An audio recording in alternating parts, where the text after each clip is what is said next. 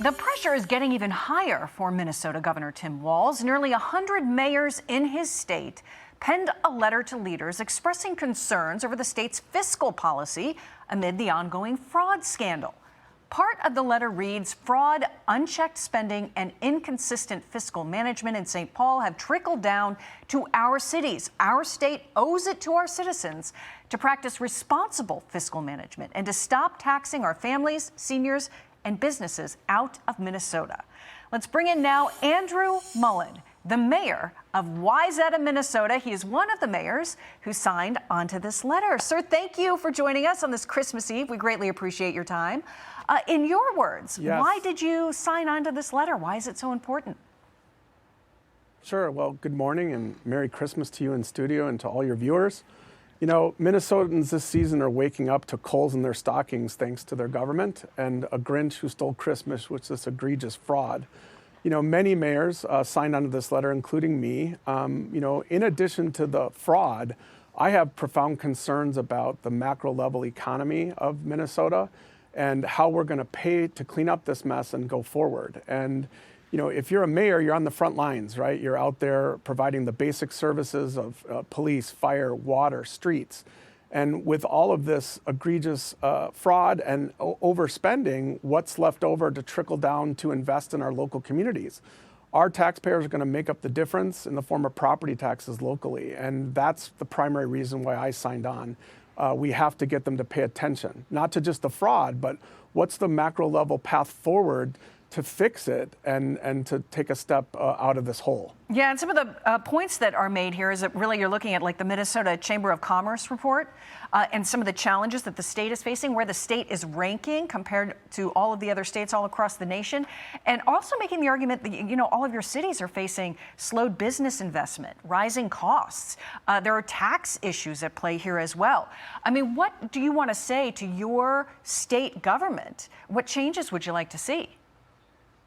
Well, sure. If you note that Minnesota Commerce report, it's a rolling 5-year report, and we in Minnesota slipped from the middle to top to the bottom third to the bottom fifth. GDP growth 33rd out of 50, job growth 39 out of 50, labor force growth 40 out of 50, median household income 46 out of 50. All across a backdrop of one of the highest overall tax rates in the country. The second highest, actually, and the 6th highest income. And so when you look at how are we going to pay for all this, we have to start talking about how do we provide the inputs to the outputs, meaning a robust economy puts pay into the system that allows us to invest in our infrastructure and where appropriate social services and a safety net. But we've come from an $18 billion surplus in this biennium, looking forward 2 years to a $2 to $3 billion deficit.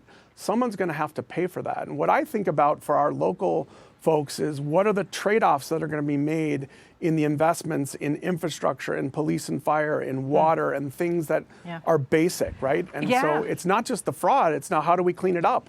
Yeah, the shift in that from a surplus to a deficit is worth noting as well. But I don't want to leave this fraud story out of what we're talking about because it is such an enormous scandal. And the amounts that we're talking about in the billions. Here is your governor. We're going to listen real quick, and then I want to get your response. Here's Governor Walz. Sure. What we found is these are poorly written, and it left openings, and the goal was to get the money out. We'll fix that.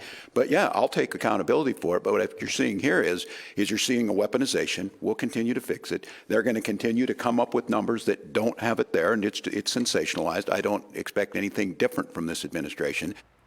So he makes an argument that the numbers are sensationalized, not as big as what they seem, but this is pretty big, into the billions. I mean, I don't know if his argument is, oh, it's merely millions, but your thoughts? Well, I don't look at this as a partisan issue. It's really about how are we spending our neighbors' money. And from my chair, there has to be transparency and accountability. Talks about taking responsibility, but I don't hear anything about what we're going to do to fix it. It is what it is. We need to hold those accountables that committed this fraud, but then we got to look to how are we going to change our policies and our macro level environment to crawl out of this hole. And that's what I don't hear from the governor. Mayor Andrew Mullen, thank you so much for joining us. Merry Christmas to you and all the people of Wayzata and Minnesota, I suppose. Merry Christmas.